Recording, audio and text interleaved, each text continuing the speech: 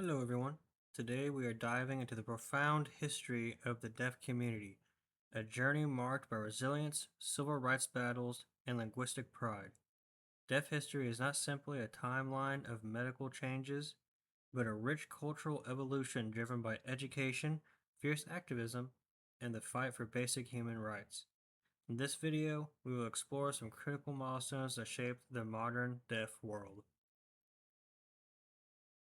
Our timeline begins in 1864, a monumental year for higher education. In the midst of the American Civil War, President Abraham Lincoln signed the Federal Charter for the Columbian Institution for the Deaf and Dumb. This landmark institution later became Gallaudet University, located in Washington, D.C. Gallaudet holds the historic distinction of being the world's first and only liberal arts university specifically designed for deaf individuals, proving that higher education should be accessible to all.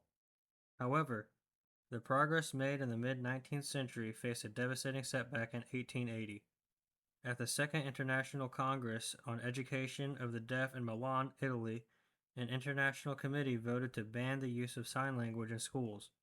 Educators enforced oralism, forcing deaf children to rely entirely on lip reading and speech. This decision triggered a dark age for deaf education, causing a massive decline in deaf teachers and stripping generations of students of their natural language. For decades, the standard telephone isolated the deaf community from mainstream society. That changed in 1964 when deaf scientist Robert Witterbach invented the teletypewriter, or TTY. By using a vintage acoustic coupler to connect a typewriter to a standard telephone lines, deaf individuals could finally communicate across long distances using typed text. It was the first major technological breakthrough to grant deaf people true independence in telecommunications.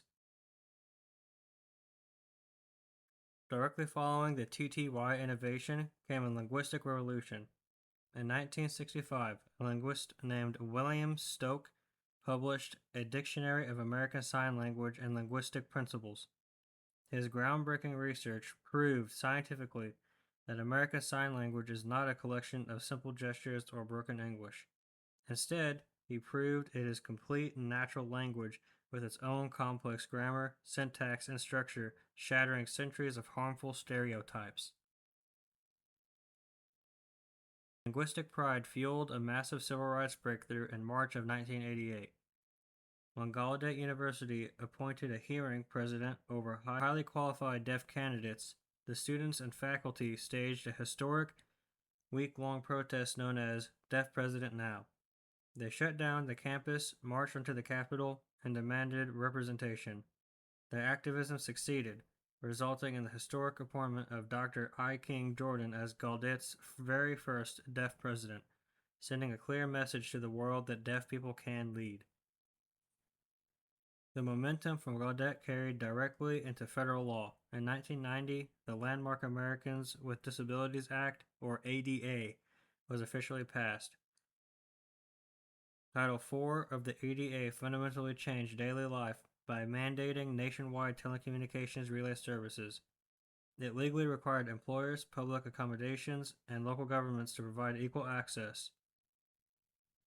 For the deaf community, this meant the legal right to sign language interpreters, architectural access, and television closed captioning. As we entered the 21st century, high-speed internet sparked another communication revolution: video relay services, or VRS. VRS completely replaced the slower text-based TTY system. Today, a deaf individual can use a tablet or computer to call anyone in real time through a live, remote ASL interpreter, allowing for a natural, fluid conversation in their native language.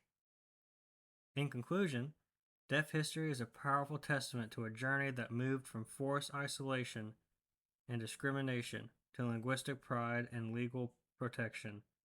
The fight for accessibility continues, but these milestones anchor a vibrant, capable culture. Thank you for your time, and thank you for watching.